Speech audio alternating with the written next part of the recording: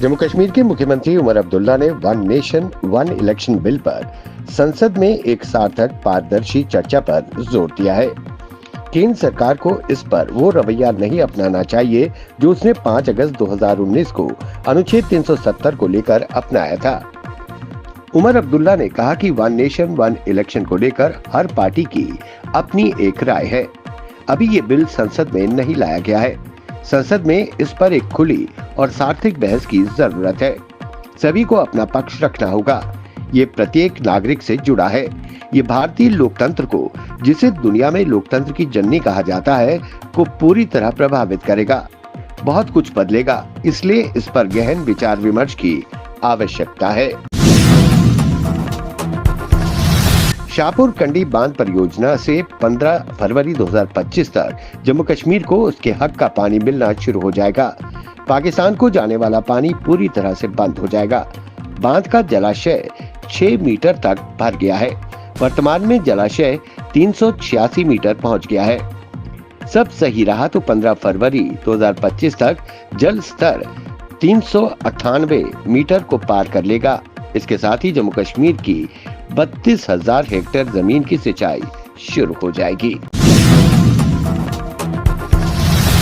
कश्मीर को ट्रेन के माध्यम से कन्याकुमारी से जोड़ने की दिशा में रेलवे ने एक हिस्टोरिकल सफलता हासिल की है। कटरा से रियासी से जोड़ने वाली 3.2 किलोमीटर लंबी T33 टनल के लिए गिट्टी रहित ट्रैक का काम बीते शुक्रवार को पूरा हो गया। रेल मंत्री अश्विनी वैष्णव ने इसे मील का पत्थर बताते हुए एक्स पर लिखा, अंतिम ट्रैक का काम पूरा हो गया है। श्री माता वैष्णो देवी कटरा आने वाले यात्रियों के साथ ही स्थानीय लोग भी अगले महीने ट्रेन के जरिए कटरा से वाया रियासी कश्मीर तक जाएंगे। सीमा सुरक्षा बल BSF ने बॉर्डर पर एंटी ड्रोन सिस्टम को काफी मजबूत कर दिया है। इसे सीमा पार से चलने वाली ड्रोन एक्टिविटीज में भारी कमी आई है। फ्रंटियर हेडक्वार्टर्स जम्मू BSF के 60वें रेजिंग डे पर पत्रकारों से बातचीत करते हुए IG BSF DK बुरा ने कहा कि इंटरनेशनल बॉर्डर पर घुसपैठ रोकने के लिए उन्नत तकनीक का उपयोग प्रभावी रूप से किया जा रहा है।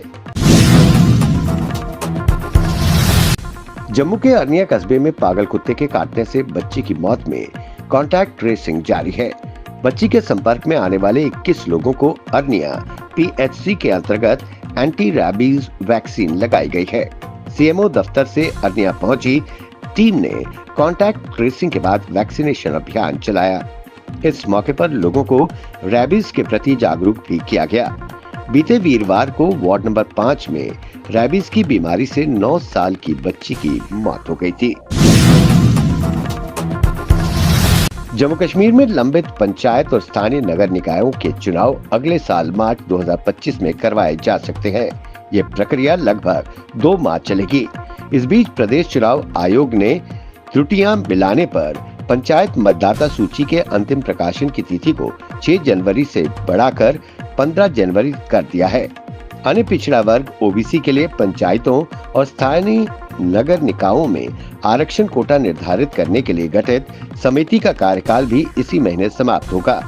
इससे पहले कमेटी अपनी रिपोर्ट सौंपेगी। OBC को आरक्षण उनकी आबादी के अनुपात के आधार पर प्रदान किया जाएगा। दूसरी ओर राजनीतिक दल विधानसभा चुनाव संपन्न होने के बाद निकाय और पंचायत चुनाव की तैयारियों में जुट गए हैं। भाजपा, कांग्रेस, नेशनल कॉन्फ्रेंस व अन्य दलों के नेताओं की बैठकें जारी है। इस साल अप्रैल में श्रीनगर में झेलम में डूबकर जहां 5 स्कूली बच्चों समेत 9 लोगों की मौत हो गई थी, वहां अब फुट ब्रिज बनकर तैयार हो गया है, जिसे बीते दिन स्थानीय लोगों को समर्पित कर दिया गया। श्रीनगर स्मार्ट सिटी से मात्र 2.5 किलोमीटर दूर झेलम किनारे आबाद गंडबल के लोगों के लिए ये दिन खुशी का तो था, लेकिन इस घटना की दुखद यादें भी थी, जो खुशी के माहौल में देखने को मिली। 16 अप्रैल 2024 को गंडबल व इन इलाकों के लोग, जिसमें स्कूली बच्चे भी थे, एक नाव में सवार होकर झेलम नदी पार कर रहे थे। इसी दौरान नाव डूब गई और उसमें सवार लोग भी डूब गए। नाव में सवार अधिकांश लोगों को स्थानीय लोगों ने बचा लिया, लेकिन 5 स्कूली बच्चों समेत 9 लोगों की डूबने से जान चली गई थी।